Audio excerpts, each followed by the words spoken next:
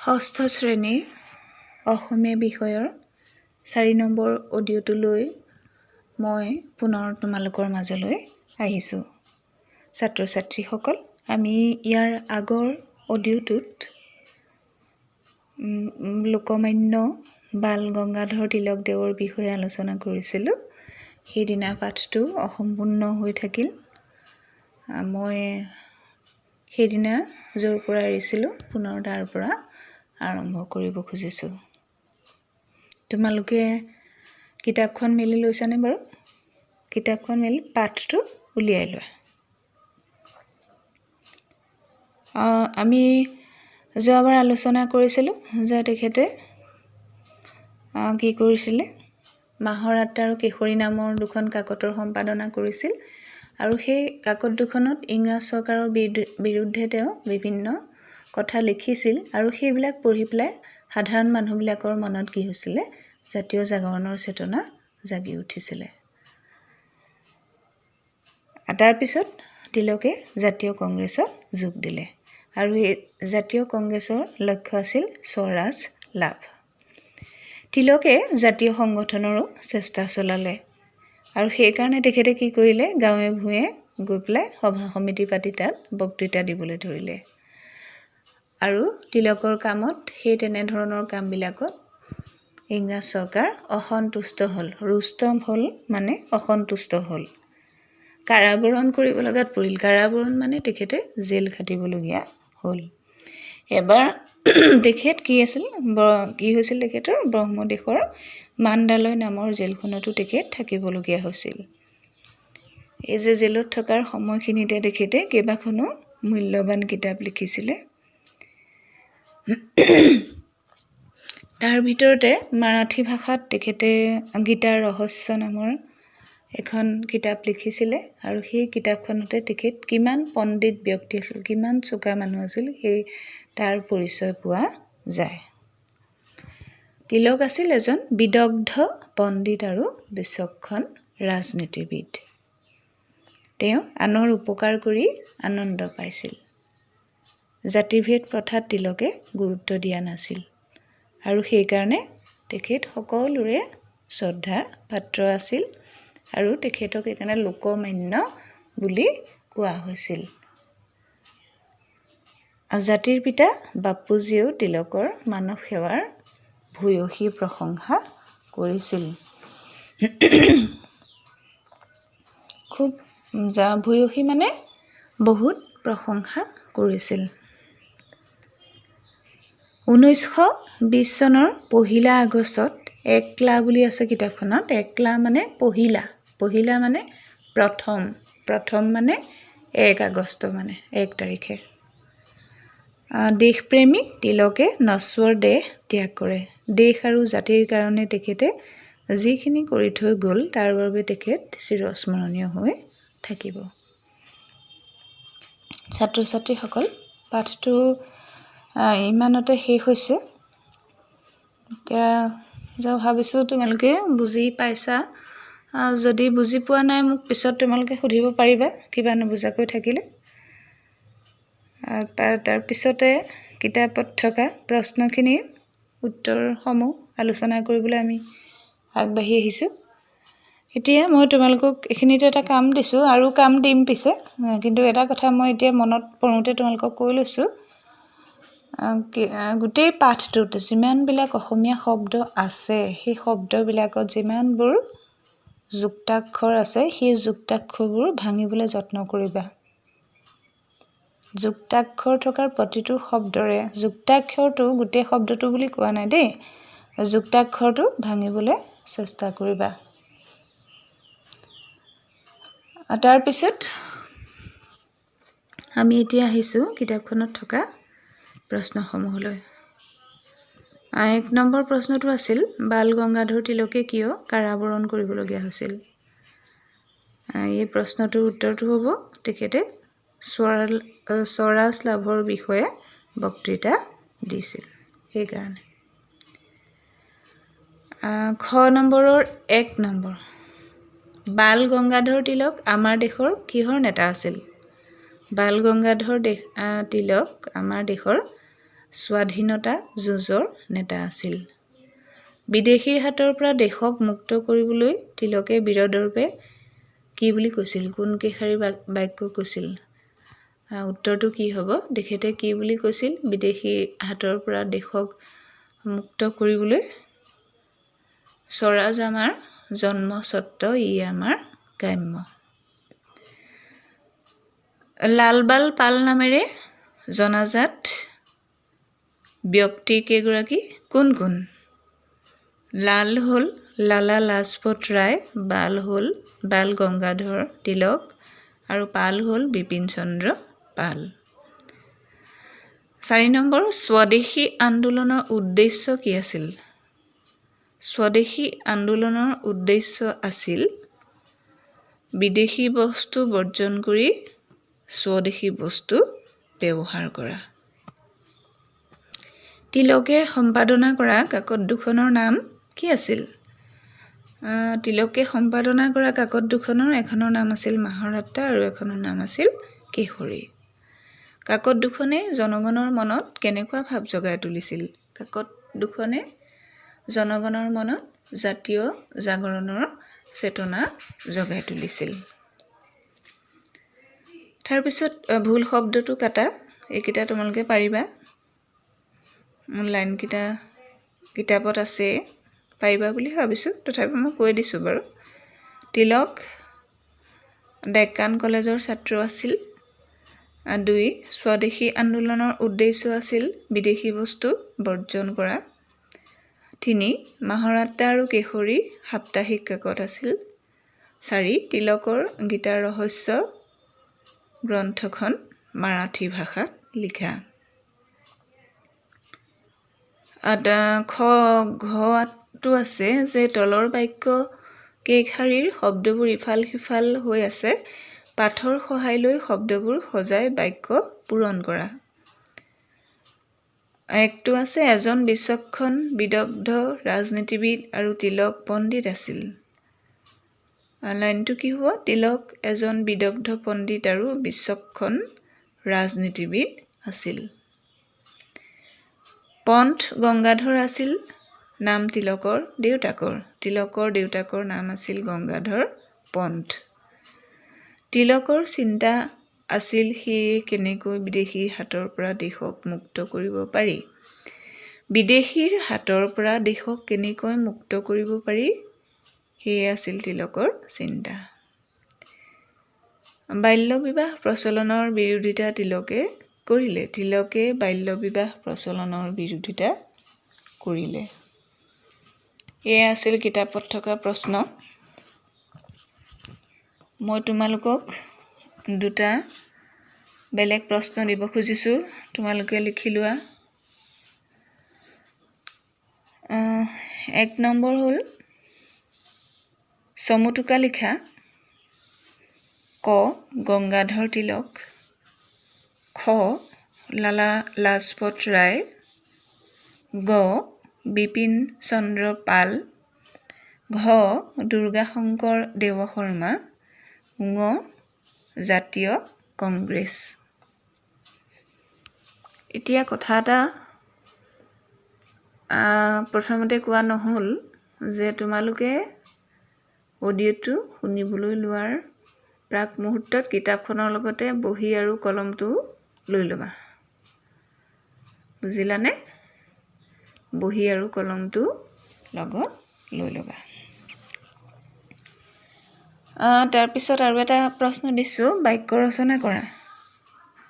শব্দ কেইটা হ'ল স্বাধীনতা, মাতৃভাষা, সহায়, খেলা ধূলা, অধ্যয়ন, দেহে কেহে, শিক্ষকতা, ৰসাল, মুগ্ধ, বক্তৃতা, প্ৰতিবাদ, ৰুষ্ট আৰু প্ৰশংসা। পিছৰ প্ৰশ্নটো হ'ল বিপৰীত অৰ্থ লিখা। শব্দবিলাক হ'ল স্বাধীন, ডাঙৰ, জন্ম, উত্তৰ, মুক্ত, বিদেশী, বিৰোধিতা, প্ৰতিবাদ, পণ্ডিত, উপকাৰ, আনন্দ আৰু প্ৰশংসা। ছাত্ৰ ছাত্ৰীসকল, তোমালোকে আৰু এটা কাম কৰিবা। মই যুক্তাক্ষৰখিনি লিখিবলৈ ক'লোঁ, শব্দবিলাকত থকা যুক্তাক্ষৰবিলাক ভাঙিবলৈ কৈছিলোঁ, সেইখিনি ভাঙিবা। তাৰোপৰি পাঠটোত থকা শব্দবিলাকৰ সমাৰ্থক, যিখিনি শব্দৰ পাৰা সেইখিনি শব্দৰ সমাৰ্থক শব্দবিলাক বাছি উলিয়াবা। এই কামবোৰ তোমালোকে আগতে কৰিছিলা, এতিয়াও কৰিবা। প্ৰতিটো পাঠৰে সমাৰ্থক শব্দ, বিপৰীত শব্দ এইবিলাক নিজে নিজে বাছি উলিয়াব লাগে। আৰু কি কৰিব লাগে, নিজে প্ৰশ্ন বাছি উলিয়াব লাগে। পাৰিলে নিজে কিছুমান পাঠটোৰ পৰা প্ৰশ্নও বনাবা। এতিয়া মই তোমালোকক বাল গংগাধৰ তিলক নামৰ পাঠটোৰ ৱৰ্কবুকখনৰ প্ৰশ্নসমূহৰ উত্তৰ আলোচনা কৰিব খুজিছোঁ। 1 নম্বৰ আছিল, লোকমান্য বাল গংগাধৰ তিলকৰ জন্মস্থান ক'ত? উত্তৰটো কি হ'ব? মহাৰাষ্ট্ৰৰ ৰত্নগিৰি জিলাত। তোমালোকে ৱৰ্কবুকখনৰ কৰ্মপুথিখনত উত্তৰবোৰ চুটি চুটিকৈ লিখিবা আৰু পেঞ্চিলেৰে লিখিবা। তিলকৰ দেউতাকৰ বৃত্তি কি আছিল? তিলকৰ দেউতাকৰ বৃত্তি কি আছিল? শিক্ষকতা। বাল গংগাধৰ তিলকৰ মাতৃভাষা কি? বাল গংগাধৰ তিলকৰ মাতৃভাষা কি? মাৰাঠী, হয় না? মাতৃভাষাৰ বাহিৰেও তেওঁ আৰু কি কি বিষয়ত শিক্ষা লাভ কৰিছিল? সংস্কৃত আৰু গণিত বিষয়ত। পঢ়া শুনাৰ বাহিৰেও তিলকৰ আৰু কি বিষয়ত ধাউতি আছিল? খেলা ধূলাৰ প্ৰতি, হয়নে নহয়? কলেজীয়া শিক্ষা শেষ কৰাৰ পিছত তেওঁ কি কামত হাত দিলে? জনহিতকৰ কামত।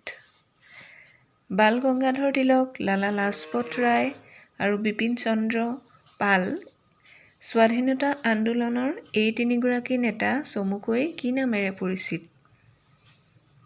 লাল, বাল আৰু পাল নামেৰে। বিদেশী আন্দোলন মানে কি বুজা? বিদেশী আন্দোলন মানে বিদেশী আন্দোলন নহয়, স্বদেশী আন্দোলন। স্বদেশী আন্দোলন মানে কি বুজা? স্বদেশী আন্দোলন মানে আমি সেই আন্দোলনকে বুজো যি আন্দোলনৰ লক্ষ্য আছিল বিদেশী বস্তু বৰ্জন কৰি স্বদেশী বস্তু ব্যৱহাৰ কৰা। মাহৰাত্তা নামৰ কাকতখনৰ সম্পাদক কোন আছিল? মাহৰাত্তা নামৰ কাকতখনৰ সম্পাদক আছিল তিলক। কেশৰী নামৰ কাকতখন কি ভাষাত প্ৰকাশ পাইছিল? কেশৰী নামৰ কাকতখন মাৰাঠী ভাষাত প্ৰকাশ পাইছিল। তিলকৰ গীতাৰ ৰহস্য গ্ৰন্থখন কি ভাষাৰ? তিলকৰ গীতাৰ ৰহস্য গ্ৰন্থখন আছিল মাৰাঠী ভাষাৰ। খেলা ধূলাৰ যোগেদি তেওঁ কি কৰিছিলে? শাৰীৰিক শক্তি সঞ্চয় কৰিছিলে। তিলকৰ নেতৃত্বত দেশত স্বদেশী আন্দোলন গঢ়ি উঠিছিল। মাহৰাত্তা ইংৰাজী ভাষাৰ কাকত। কেশৰী মাৰাঠী ভাষাৰ কাকত। তিলকে বাল্য বিবাহ প্ৰচলনৰ বিৰোধিতা কৰিলে। তিলকে জাতীয় সংগঠনৰ চেষ্টা চলালে।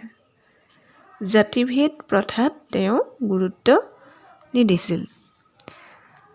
ছাত্ৰ ছাত্ৰীসকল, এইখিনি আছিল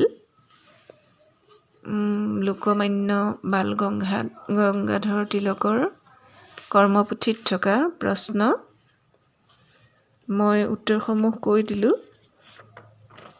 আশা কৰিছোঁ তোমালোকে সকলোৱে ভালদৰে লিখি ল'লা। এতিয়া তোমালোকে বাল গংগাধৰ তিলকৰ বিষয়ে এই কিতাপখনত যিমান আছে, তোমালোকৰ পাঠটোত যিমানখিনি আছে সেইখিনিতো যথেষ্ট নহয় তোমালোকৰ কাৰণে। সেইকাৰণে তোমালোকে কি কৰিবা, গুগল চাৰ্চ কৰিবা। গুগল চাৰ্চ কৰিলে তোমালোকে আৰু বিশদভাৱে তেখেতৰ বিষয়ে জানিব পাৰিবা। লালা লাজপত ৰায়ৰ বিষয়ে চাৰ্চ কৰিবা, বিপিন চন্দ্ৰ পালৰ বিষয়েও চাৰ্চ কৰিবা, জানিব পাৰিবা। আৰু এই যে স্বদেশী আন্দোলন আছে, তাৰপিছত জাতীয় কংগ্ৰেছ বুলি আছে, এইবিলাকক চাৰ্চ কৰিবা, চাবা, তেতিয়া কথাবিলাক আৰু বেছি বহলকৈ জানিব পাৰিবা। ছাত্ৰ ছাত্ৰীসকল, তোমালোকক কিমানখিনি দিব পাৰিছোঁ নাজানো, কিমান বুজি পাইছা সেইটো ধৰিব পৰা নাই। এনেকৈ ধৰিবলৈওতো অসুবিধা হয়। গতিকে যেতিয়া তোমালোকে প্ৰশ্ন সুধিবলৈ সুযোগ পাবা, তেতিয়া তোমালোকে প্ৰশ্ন নিশ্চয় সুধিবা।